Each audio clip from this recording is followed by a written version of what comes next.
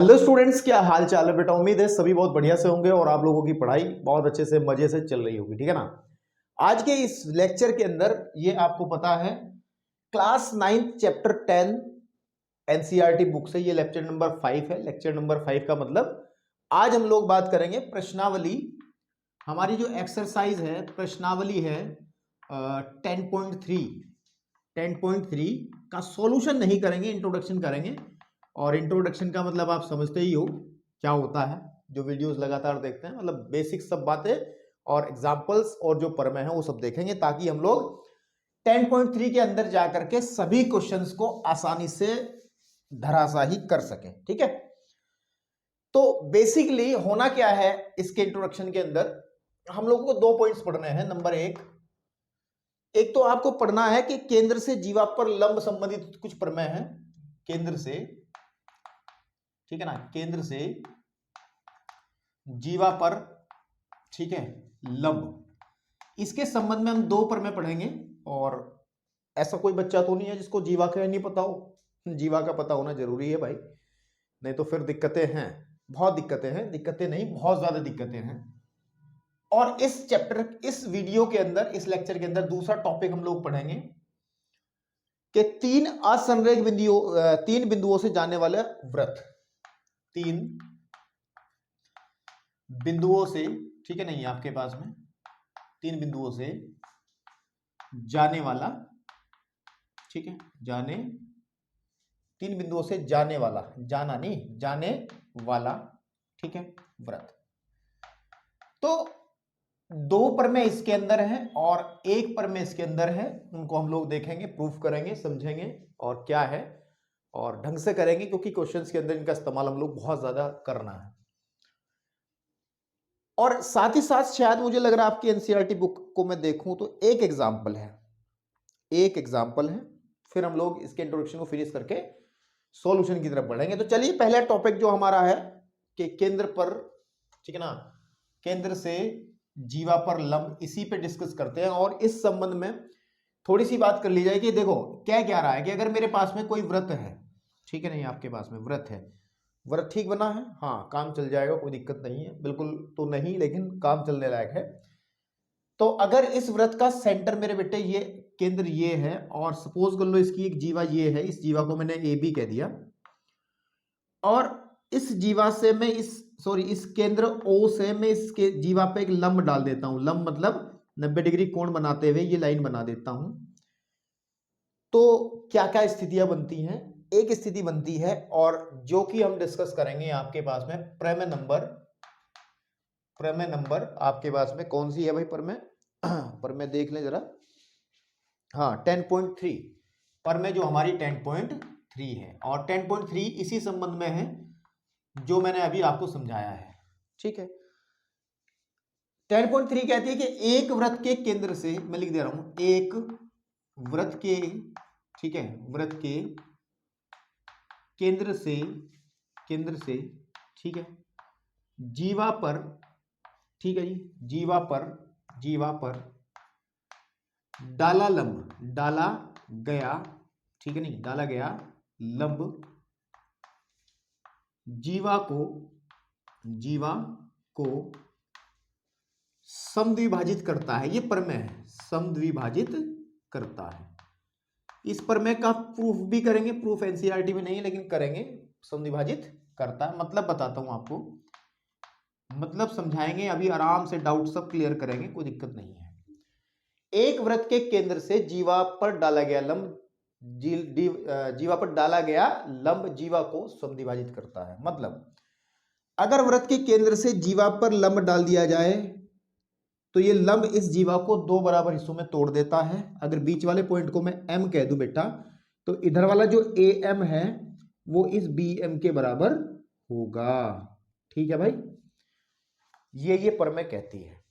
और जो इससे अगले वाली प्रमेय है वो क्या कहती है उसको भी बताएंगे, लेकिन कहती वो भी यही है, उल्टी बात कहती है, इसकी उल्टी है, विलोम है। लेकिन इसको प्रूव कर लेते हैं पहले। तो इसको प्रूव करने के लिए सबसे पहले हम लोग बात करेंगे कि दिया क्या है। हम लोग इसी बारे में बात करेंगे कि दिया है और क्या क्या दिया है, इस पे बात करेंगे। हमें दिया है एक व्रत, दिया है ना, क्या है, एक व्रत, ठीक है नहीं, जिसका केंद्र,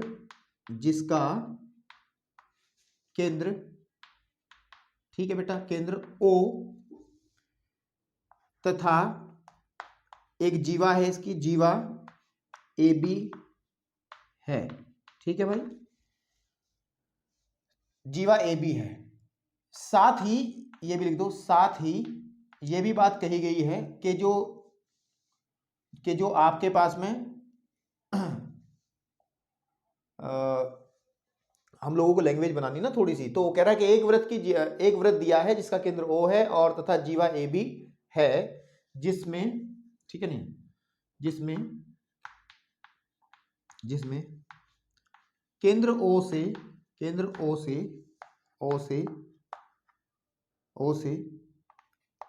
जीवा, ठीक है, जीवा AB पर लंब, ठीक है नहीं, जीवा AB पर लंब कौन सा डाला है, OM है। इतनी बात लिखी है। अगर हम लोग इस पूरी लाइन को यहां से यहां तक लाइन को ना लिख करके हम केवल इतना भी लिखते कि जो OM है वो लंब है AB पर, तो भी हमारा काम बन जाता। लेकिन चलिए लिख दिया तो कोई दिक्कत नहीं है, लिखना आना चाहिए, ठीक है।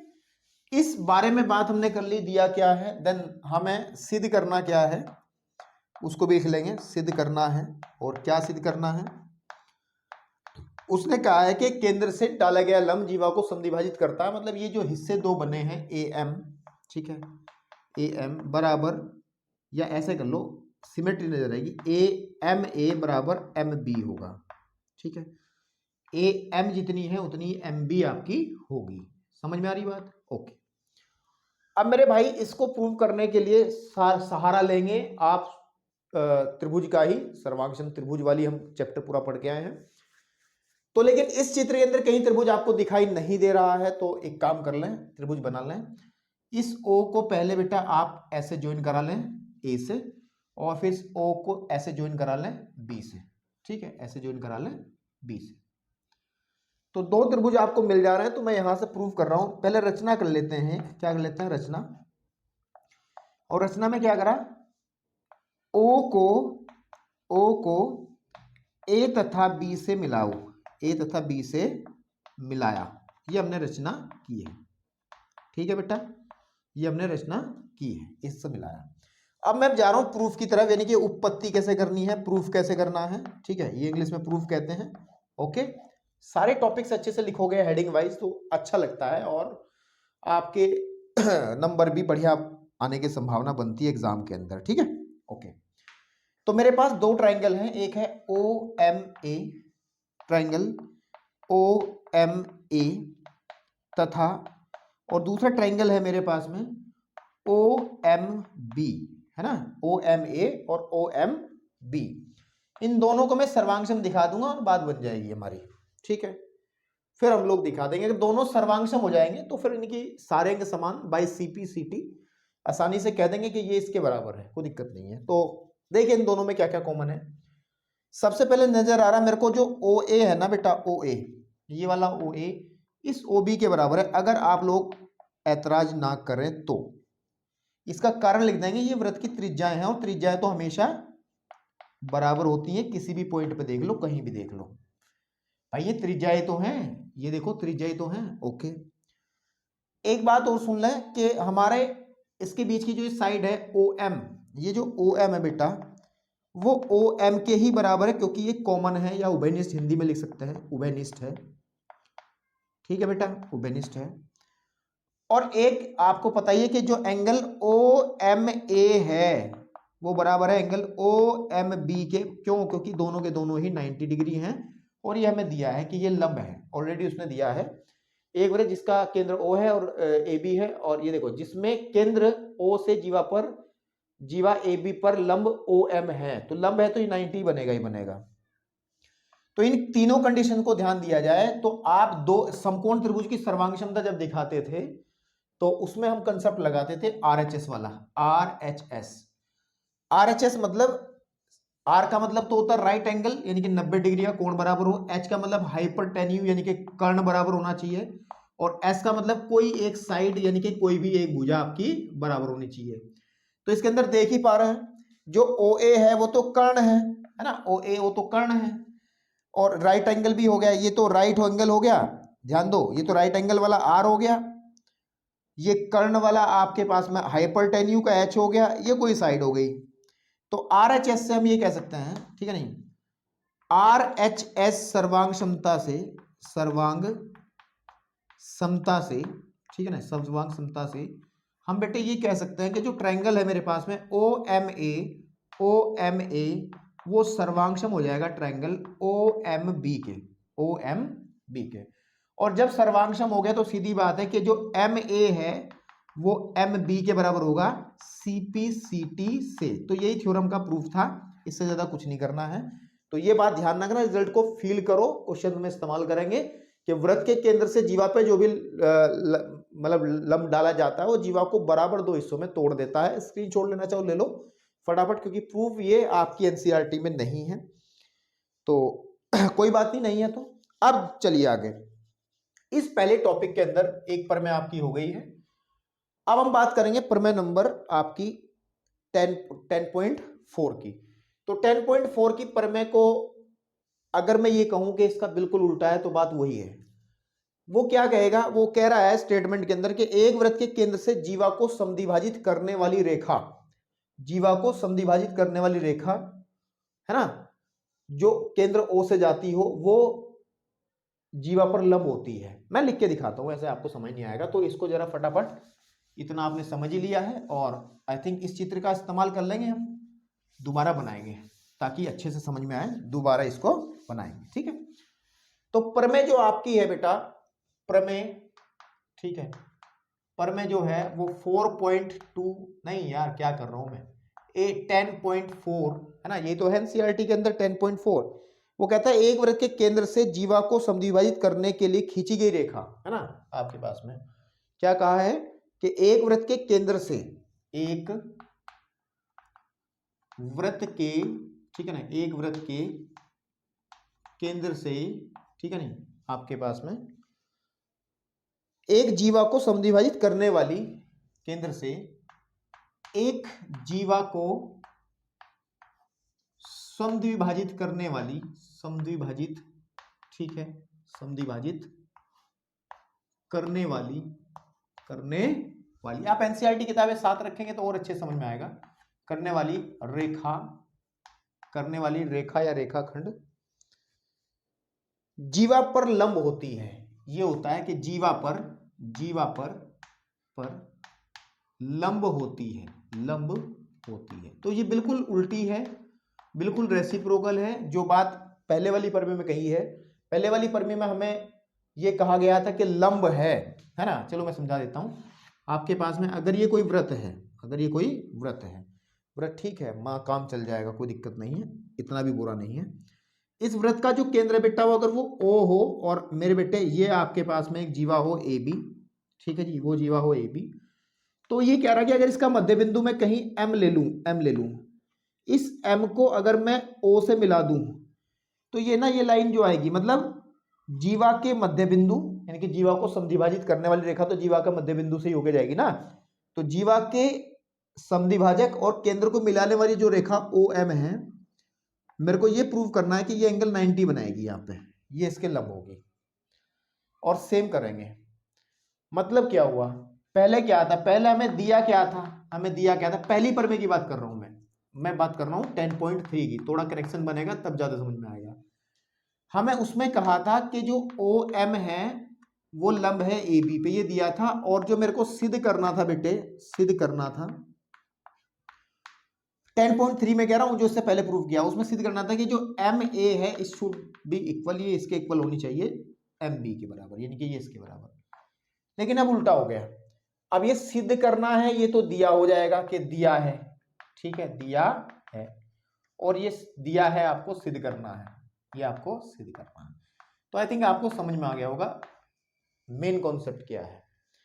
अब मेन कॉन्सेप्ट समझ में आया तो प्रूफ भी करेंगे इसका, ठीक है। तो चलिए सबसे पहले हम लोग बात करते हैं कि लिखने का तरीका वही कि दिया क्या है ना, आपके पास में कि दिया क्या है, दिया है एक वृत्त हमें दिया है जिसका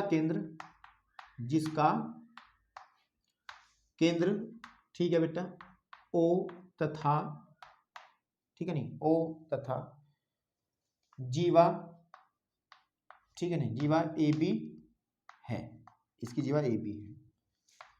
जीवा AB का आपके पास में समद्विभाजक यहाँ पे आ जाएगा, समद्विभाजक आ जाएगा, समद्विभाजक यानी कि जो उसको समान दो भागों में काटता है OM है, मतलब ये जो है OM इसका समद्विभाजक समझते हो ना। अगर कोई रेखा हो, एक ऐसी लाइन जो उसको समान दो भागों में काटती हुई जा रही है तो समद्विभाजक है। अगर ये लंब भी हो जाए तो लंब समद्विभाजक हो जाती है फिर, ठीक है। तो ये हमें दिया है, अब मेरे को सिद्ध करना है, व्हाट करना है कि जो OM है बेसिकली वो लंब है AB पर, ये प्रूव करना है। इसको सिद्ध करने के लिए सीधी बात है कि इनमें से कोई सा एक एंगल, जैसे OMB है, एंगल OMA है, वो 90 दिखा दो, या फिर एंगल OMB को आप 90 दिखा दो। तो इनमें से कोई भी एक दिखा दो 90, तो काम आपका बहुत ही प्यार से चल जाएगा, ठीक है। ओके चलिए, तो अब मेरे को इसको करने के लिए फिर से हम वही बात करेंगे कि हमें दो त्रिभुज चाहिए ही चाहिए, है ना। तो एक रचना करनी पड़ेगी जो हमने पहले वाली पर में भी की थी, और वो रचना हमारी है, बड़ी प्यारी है, ठीक है रचना। चलिए ओके, तो हम लोग जब इसको ज्वाइन कराएंगे, O को A से और O को B से ज्वाइन करा देंगे, तो O को इसमें लिख देंगे, O को A तथा B से ज्वाइन कराने का मतलब हिंदी में मिलाते हैं, मिलाया, ठीक है, क्या करा, मिलाया। ओके, तो अब अगर मैं प्रूफ करने जाऊं, उत्पत्ति इसकी करूं, यानी कि इसका प्रूफ मैं करने बैठूं, तो प्रूफ के अंदर हमारे पास दो ट्रायंगल हैं, वही जो अभी किया था। एक ट्रायंगल मेरे पास में है OMA तथा दूसरा ट्रायंगल मेरे पास में है OMB, है ना। इन दोनों में देखो, इन दोनों में सबसे पहली और जरूरी बात कि OA जो है वो बराबर है OB के, ये वाली OA इस OB के बराबर है। कारण आप दे सकते हो, कौन सा कारण, कि त्रिज्याएं हैं, है ना, वृत्त की त्रिज्याएं हैं, कोई क्लियर है। फिर एक सीधी सी बात जो हमने पहले भी लिखी थी कि जो OM है वो तो कॉमन है ना, OM के बराबर है, ये वाली जो भुजा दोनों में है, तो ये उभयनिष्ठ है। और एक चीज और कि AM जो है वो जो MA है वो MB के बराबर है, क्योंकि ये दिया है कि जो AB है जीवा का समद्विभाजक OM है।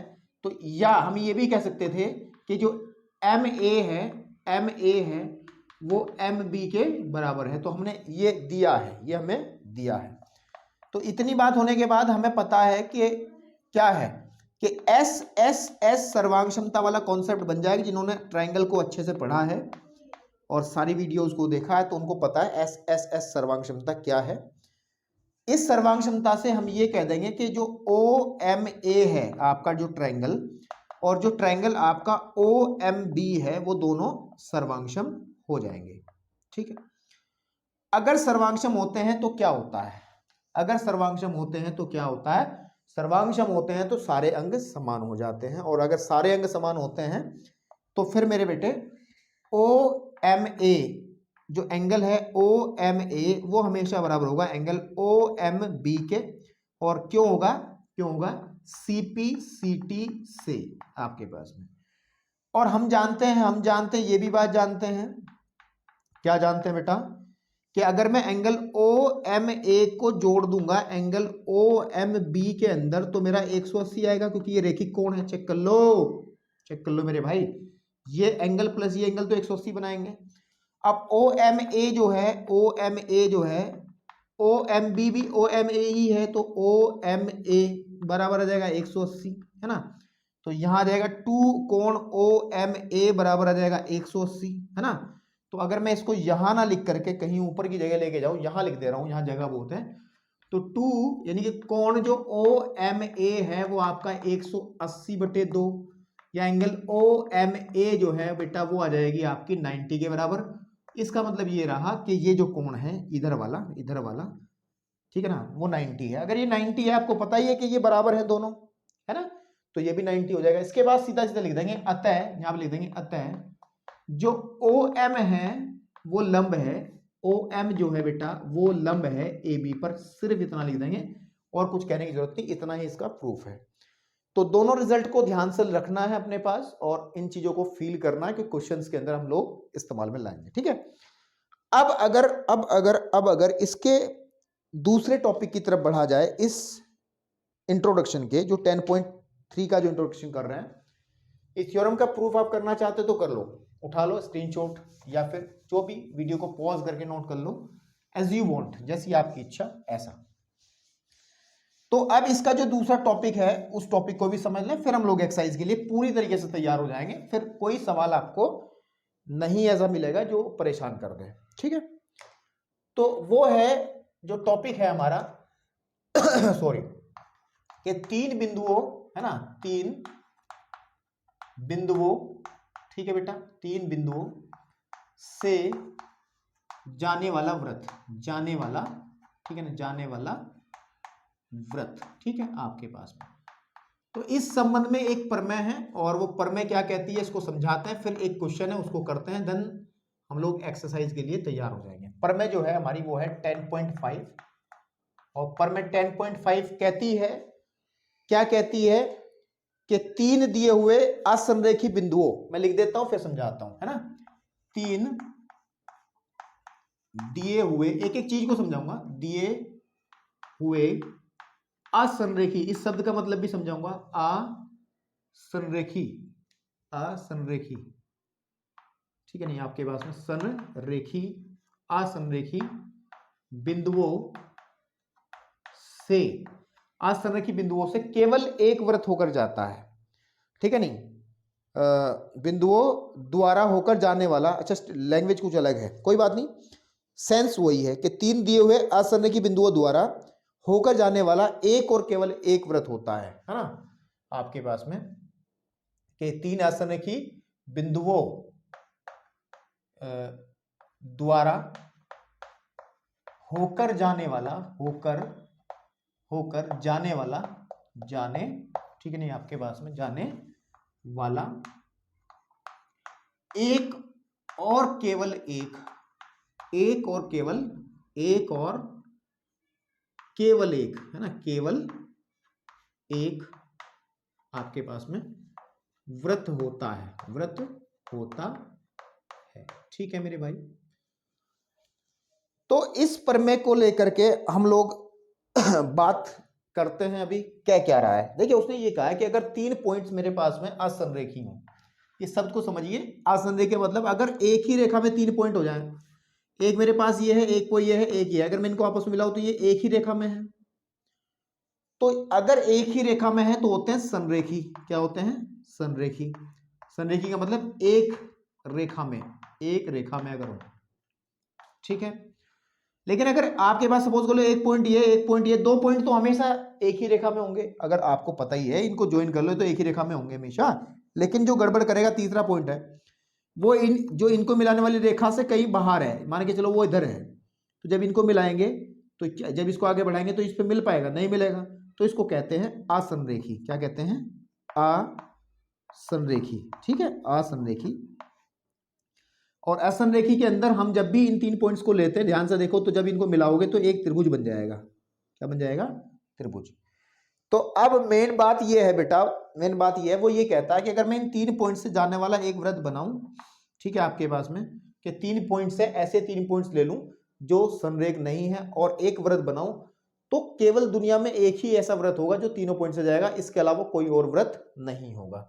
मतलब क्या है, समझा दे रहे हैं आपको, मैं समझा दे रहा हूं अच्छे से ताकि ये चीज आपको समझ में आ जाए। सपोज कर लो 3 पॉइंट्स मैंने ले लिए, एक पॉइंट मेरे पास में ए है, दूसरा पॉइंट मेरे पास में बी है और तीसरा पॉइंट यहां पे कहीं ना कहीं सी है।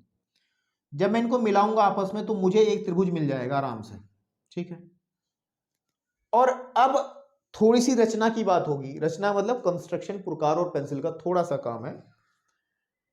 जब हम इसका एक परिवृत्त खींचेंगे, परिवृत्त का मतलब है ए बी सी से जाने वाला बाहर को एक वृत्त खींचेंगे, तो उसको खींचने का तरीका क्या होता है मैं आपको बताता हूं। जो आपका ए बी है, ठीक है ना, आपके पास में ए बी है, या तो ए बी ले लो, ये ले लो, इसका लंब समद्विभाजक करो। लंब समद्विभाजक का मतलब होता है, लंब समद्विभाजक का मतलब होता है कि कोई लाइन अगर हमारे पास में है ए बी, 11वें चैप्टर में रचनाओं में बताएंगे लंब समद्विभाजक कैसे किया जाता है, लेकिन यहां भी समझ सकते हो।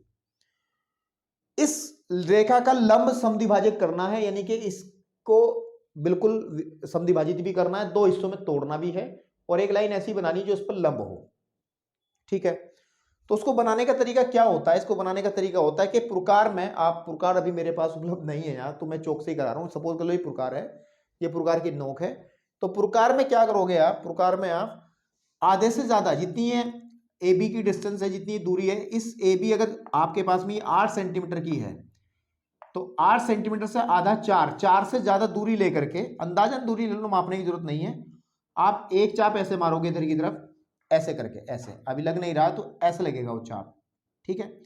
और उसी दूरी से एक चाप इधर मारोगे ऐसे करके, ऐसे, ठीक है। फिर उसी दूरी से, दूरी चेंज नहीं करनी, एक चाप इधर ऐसे मारोगे और एक चाप इधर ऐसे मारोगे, तो मेरे पास दो पॉइंट्स मिलेंगे, एक पॉइंट ये हो गया, एक पॉइंट ये हो गया। ये चित्र सही नहीं बनना, लेकिन ऐसे आपको मिल जाएंगे दो पॉइंट्स ऐसे करके, तो एक रेखा मिलेगी। जब इनको आप ज्वाइन करोगे तो ये होता है लंब समद्विभाजक।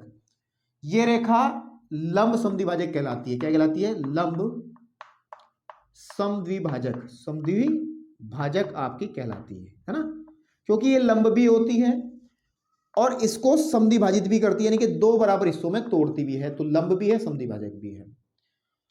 तो बेसिकली हम लोग अगर इसका ये, अब इसी की बात कर लें, इसी की बात कर लें, हम इसकी किन्हीं दो भुजाओं का लंब समद्विभाजक करेंगे। जैसे सपोज कर लो मैंने ए का लंब समद्विभाजक कर रहा है, तो एक प्रकार में क्या करेंगे हम लोग, यहां से आधे से ज्यादा दूर लेकर के एक चाप ऐसे लगाएंगे, लग नहीं रहा है थोड़ा सा यार, कोई बात नहीं, एक चाप ऐसे लगा लेंगे और उसी दूर से एक चाप नीचे इधर की तरफ लगा लेंगे, प्रकार से लगेगा चाप। कहो तो मैं दिखा दूं 2 मिनट के लिए, अभी आपके पास में प्रकार है, लेकिन लकड़ी वाला प्रकार नहीं है, जिससे चीजें आपको बेहतर समझ में आए। मेरे पास पेन और कॉपी पे चलाने वाला है, ठीक है। 1 मिनट रुको, जरा दिखाते हैं कैसे करना है, ठीक है। चलिए देखिए, ये प्रकार है ना आपके पास में, मैं ये कहना चाह रहा हूं कि इधर पेंसिल लगाओगे आप इसमें इस तरफ, तो यहां पर रखने के बाद में आप क्या करोगे, आधे से ज्यादा दूर लेकर एक चाप उधर मारोगे, एक चाप इधर मारोगे, ऐसे ही फिर एक चाप उसी दूरी से एक चाप उधर मारोगे, एक चाप इधर मारोगे, तो आपके पास कुछ ऐसी रचना बन जाएगी, एक ये, एक ये। तो आप जब इसको मिलाओगे, इस ए बी का लंब समद्विभाजक बनेगा आपके पास में इस तरीके से, कहीं ना कहीं ऐसे आएगी लाइन। अब बन नहीं रही है लाइन, चलिए बताते हैं, 1 मिनट जरा दोबारा से क्लियर करके बताते हैं, कोई दिक्कत नहीं है। कि इसका लंब समद्विभाजक एक चाप इधर, एक चाप इधर, एक चाप इधर, एक चाप इधर, तो जब इसको मिलाएंगे आप इस तरीके से, इस तरीके से, तो ये इसका लंब समद्विभाजक बनेगा।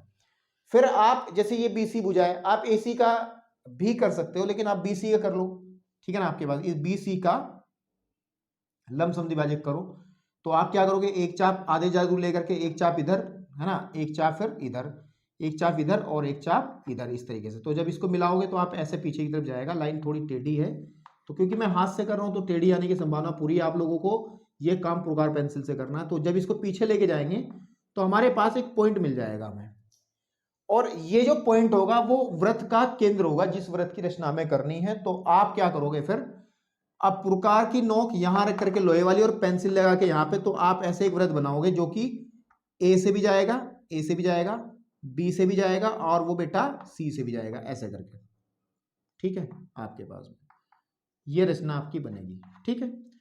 तो इसमें आपको ध्यान रखना कि ऐसा वृत्त जो इन 3 बिंदुओं ए बी सी असंरेख बिंदुओं से होकर जाता है, वो केवल एक होता है, इसके अलावा कोई और वृत्त नहीं जा सकता, कितनी कोशिश कर लो, ठीक है ना। तो इस पर में ये बात कही गई कि 3 असंरेख बिंदुओं से केवल और केवल एक ही वृत्त बनाया जा सकता और कुछ नहीं, ठीक है। इस रचना का यूज हम बहुत ज्यादा करते हैं। एक बात ध्यान रखना, क्वेश्चंस के अंदर भी इस रचना का इस्तेमाल करते हैं, जो मैंने अभी बताया आपको। तो एक बात थोड़ी और ध्यान रखो कि ये जो होता है वृत्त, ये एक त्रिभुज बन रहा है एबीसी, है ना, त्रिभुज एबीसी, एबीसी, एबीसी का जो वृत्त ये हमने बना है, जिस वृत्त की रचना की है, वो त्रिभुज एबीसी का परिवृत्त कहलाता है। क्या कहलाता है? परिवृत्त कहलाता है। समझ में आ रही बात? परि मतलब बाहरी वृत्त। और मेरे भाई, हम लोग जो इस वृत्त का केंद्र होता है, आपके पास में वृत्त का जो केंद्र होता है, जो वृत्त का हमने केंद्र भी ज्ञात किया था, वृत्त का केंद्र, ठीक है बेटा, इसको हम परिकेंद्र कहते हैं। क्या कहते हैं? परिकेंद्र। अभी जरूरत नहीं पड़ेगी इस चीजों की एक्सरसाइज के अंदर, लेकिन जब साथ में हम बात कर रहे हैं तो पढ़ते चलें। और जो इस वृत्त की जो त्रिज्या होती है, जो इस वृत्त की त्रिज्या कितनी होगी, आप इसकी दूरी जब लेके आपने बनाई होगी तो इसकी त्रिज्या आसानी से ऐसे करके नापी जा सकती है। तो अगर इस केंद्र को मैं ओ कह दूं तो ओ ए इसकी त्रिज्या बन जाएगी, है ना। तो जो वृत्त की जो त्रिज्या है, वृत्त की जो त्रिज्या है वो कहलाएगी परित्रिज्या। क्या कहलाएगी? परित्रिज्या। ठीक है, आपके पास में परित्रिज्या। ठीक है, ये परिकेंद्र और परित्रिज्या किसकी हैं? ये आपके पास में इस वृत्त के संबंध में बातें हो रही है। तो ये कुछ चीजें थी जिसको मैंने डिस्कस कर दिया, और प्रमेय के अंदर जो बात हुई है वो भी मैंने आपको बता दी। अब इसके अंदर आई थिंक इसको नोट करना चाहो कर लो, नोट करने लायक कोई बात नहीं है, जब सिर्फ आपको पुरकारो पेंसिल लेकर के प्रैक्टिस करने वाली बात है, और कुछ नहीं है। जब रचनाएं कराएंगे तो और बेहतर क्लियर हो जाएगी। रचनाएं करानी है ना, चैप्टर नंबर 11। तो बेटा अब अगर हम बात करें, इस प्रमेय पर आधारित एक एग्जाम्पल है। क्या है? एक एग्जाम्पल है, और उदाहरण क्या कह रहा है वो एग्जाम्पल आपके सामने मैं करा रहा हूं, देन उसके बाद हम लोग आगे बढ़ेंगे। उदाहरण नंबर 1 जो है, उदाहरण नंबर 1 क्या कहना चाह रहा है? उदाहरण नंबर 1 में बात हुई है कि एक वृत्त का चाप दिया हो। इसने कहा है कि एक, ठीक है, वृत्त का अब चाप तो पता ही है ना सबको, चाप अगर दिया हो, है ना, दिया हो, ठीक है, वृत्त का चाप दिया हो, दिया है, दिया हुआ आपके पास में है, ठीक है ना। तो भाई साहब क्या कह रहे हैं? इस वृत्त को पूरा कीजिए। इस वृत्त को आपके पास में पूरा करो, पूरा आपके पास में पूरा, ठीक है, पूरा करो। तो बेसिकली आपको एक चाप दिया है, चाप का मतलब पूरा सर्कल ना होकर के, ये अगर आपके पास में ये वृत्त है, ये तो वृत्त होता है, इस वृत्त को पूरा ना दे करके उस भाई साहब ने ऐसी गड़बड़ करी है कि उसने मेरे को केवल एक चाप दे दिया, सपोज कर लो इतना दिया, चांद जैसा। अब कह रहा है कि इसको कंप्लीट करो, इसको क्या करो? कंप्लीट करो मेरे भाई, ठीक है ना, आपके पास। तो कंप्लीट करने की प्रोसेस मैं आपको बता देता हूं, प्रमेय नंबर जो अभी हमने 10.5 की है उसी के हिसाब से आपको करना है। देखिए, कोई भी अगर आपको व्रत बनाना है, बेसिकली अगर ध्यान दें, व्रत को अगर बनाना है, व्रत के लिए हमें दो मेन चीजें चाहिए। केंद्र, बिना केंद्र के क्या व्रत बनेगा? दूसरी बात त्रिज्या, जो उसके साइज को डिसाइड करेगी। केंद्र और त्रिज्या चाहिए आपको, और केंद्र और त्रिज्या ज्ञात करने के लिए हमें थोड़ा सा काम करना पड़ेगा, उसके बाद बात खत्म हो जाएगी, ठीक है। तो हम लोग क्या करते हैं, इस क्वेश्चन को कंप्लीट करने के लिए हम इस पे जो हमें ये चाप दिया है, इतना चाप दिया है, इस पे कोई 3 पॉइंट ले लो। सपोज कर लो ये एक ए ले लिया मैंने, यहाँ के कहीं ना कहीं मैंने बी ले लिया, और आपके साथ बेटा यहाँ कहीं ना कहीं मैंने सी ले लिया। और जब मैं इनको आपस में मिला लूंगा तो मुझे 2 जीवाएं मिल जाएंगी ऐसे करके, जैसे कि अभी मैंने किया था। अभी मैंने क्या किया था, एक त्रिभुज एबीसी तो बनाया था उसके अंदर, चाहो तो इसको भी ज्वाइन कर लो, उसमें क्या है, एक त्रिभुज एबीसी है। अब इस त्रिभुज एबीसी का हमें परिवृत्ति तो बनाना है, जो अभी प्रमेय नंबर 10.5 में समझाई है बात। उसको करने के लिए मैंने क्या किया था, उसको करने के लिए हमने ये किया था, इस लाइन को ज्वाइन करने की जरूरत नहीं है, इसको हटा लो, चाहे कोई दिक्कत नहीं है, क्योंकि हम क्या करेंगे, इन दोनों का लंब समद्विभाजक कर लेंगे, इसका भी लंब समद्विभाजक कर लेंगे, इसका भी लंब समद्विभाजक कर लेंगे। और आपको इतनी बात क्लियर है मेरे भाई, इतनी बात आपको पता ही है कि हमने एक प्रमेय पढ़ाई थी कि अभी थोड़ी देर पहले, कि अगर कोई वृत्त है और उसकी जीवा जो है, उसकी जीवा का जो लंब समद्विभाजक होगा ऐसे करके, तो हमेशा केंद्र से होके जाती है। कहां से होके जाती है? केंद्र से। अभी प्रमेय पढ़ी है ना, केंद्र से जीवा पर डाला गया लंब जीवा को समद्विभाजित करता है, यही तो बताया था हमने, या नहीं बताया था कि केंद्र से डाला गया लंब जीवा को समद्विभाजित करता है। या ये भी कह सकते हैं कि जीवा का लंब समद्विभाजक केंद्र से होकर जाता है। ये भी तो कह सकते हैं कि जीवा का लंब समद्विभाजक, इस बात को ध्यान रखना, समद्विभाजक, जीवा का लंब समद्विभाजक केंद्र से होके जाता है, केंद्र से होकर, ठीक है ना, होकर जाता है। इस पॉइंट को नोट कर लो, जीवा का लंब समद्विभाजक हमेशा केंद्र से होकर जाएगा, ठीक है। तो बेसिक सी बात है मेरे भाई, इस जीवा, ये अगर ये वृत्त पूरा होता तो ये क्या, ए बी उसकी जीवा ही तो होती और बी सी भी जीवा होती। तो ए बी का लंब समद्विभाजक जब निकालेंगे, आपको कहा गया है कि प्रकार में डिस्टेंस लेकर के एक चाप इधर, एक चाप, इसको थोड़ा हटा दूं इधर वाले को, इसको नोट कर लिया आप लोगों ने, हाँ ठीक है। चलिए, तो हम क्या करते हैं, हम क्या करते हैं, एक चाप इधर लगाया, एक चाप इधर लगाया, फिर ऐसे इधर से आधे से ज्यादा दूर लेकर एक चाप इधर, एक चाप इधर लगेगा, और जब इसको मैं ऐसे मिलाऊंगा, ऐसे करता हुआ, ऐसे करता हुआ, ऐसे करता हुआ, ऐसे करता हुआ, तो एक लाइन मिल जाएगी जो कि लंब समद्विभाजक है। सेम केस में फिर हम लोग बीसी के साथ करेंगे, बीसी का से आधे से ज्यादा दूर लेके एक चाप इधर, आपके पास में एक चाप इधर, फिर एक चाप इधर और एक चाप इधर, ठीक, ऐसे बन के। तो मेरे पास जब इनको ज्वाइन करेंगे तो बेटा ये इस तरीके से, इस तरीके से, ये कहीं ना कहीं आपको, अभी हाथ से कर रहा हूं तो ये थोड़ा एडजस्ट कर पा रहे हैं, लेकिन जब आप प्रकार पेंसिल से करोगे मेरे बेटे तो ये सब समझ में आ जाएगा। तो ये क्या होगा, जब ये दोनों लंब समद्विभाजक आपस बढ़ाएंगे वो पीछे, तो ये कहीं ना कहीं काटेंगे आपस में, आप देख पा रहे होंगे इस पॉइंट को काट पा रहे हैं। तो बस भाई इतनी सी बात थी, और कुछ सोचने वाली बात नहीं है। इसको केंद्र कह देंगे, ये हमारा O है जो वृत्त का केंद्र है। हमने कहा है कि वृत्त को बनाने के लिए केंद्र की जरूरत होती है, केंद्र में हम निकालने में सक्सेसफुल हो गए कि इसका लंब समद्विभाजक कर लिया, इसका लंब समद्विभाजक कर लिया।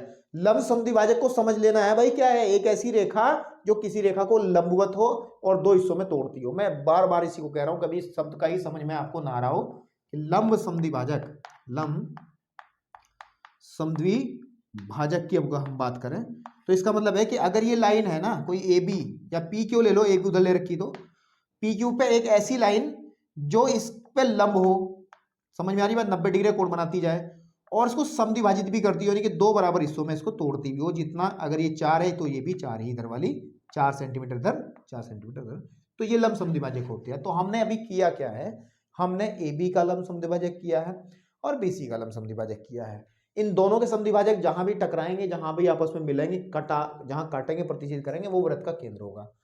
अब त्रिज्या कैसे निकालेंगे, आप प्रकार उठाएंगे और एक नोक, प्रकार की नोक, मतलब जो लोहे वाली नोक है वो यहां रखेंगे और पेंसिल वाली नोक यहां तक लेके आएंगे, तो ये इसकी त्रिज्या बन जाएगी। ये क्या बन जाएगी, त्रिज्या।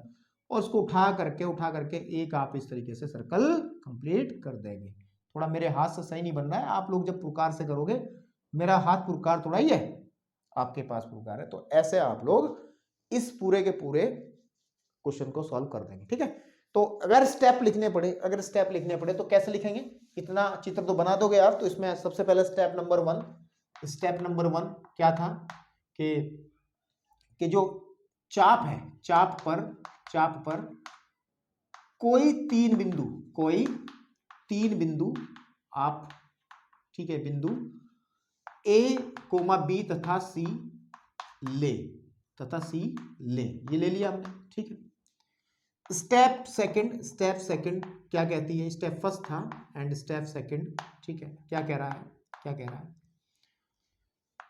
ए बी, ठीक है, नहीं, ए कोमा बी तथा बी कोमा सी को मिलाओ, क्या करो, मिलाओ। स्टेप हो जाएंगे ना करने के, कैसे किया है, मिला लिया था हमने, ओके। स्टेप जो थर्ड है ना, कि रेखा खंड आपके पास में जो ए बी है, ए बी तथा बी सी के लंब समद्विभाजक ज्ञात करो, लंब समद्विभाजक, ठीक है, लंब समद्विभाजक ज्ञात करो। समझ में आई बात, ये आपका हो गया लंब समद्विभाजक ज्ञात करो। जब आप इसके लंब समद्विभाजक ज्ञात कर लोगे मेरे बेटे, तब क्या हुआ, स्टेप 4 में आप क्या देख पाएंगे, स्टेप 4 में आप क्या देखेंगे, ए बी तथा बीसी के लंब समद्विभाजक, ठीक है, परस्पर, यानी कि आपस में, या फिर परस्पर शब्द इस्तेमाल कर लो, परस्पर बिंदु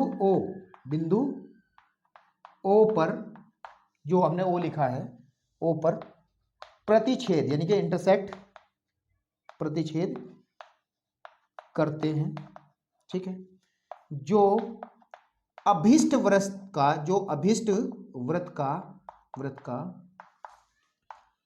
केंद्र होगा, ठीक है। अब केंद्र निकल गया, स्टेप 5 में सारा काम हो जाएगा, तो मैं यहाँ पे स्टेप 5 लिख दे रहा हूँ, स्टेप 5 है ना, स्टेप 5। तो आप समझ लेंगे स्टेप 5, यहां से ऊपर जाएंगे।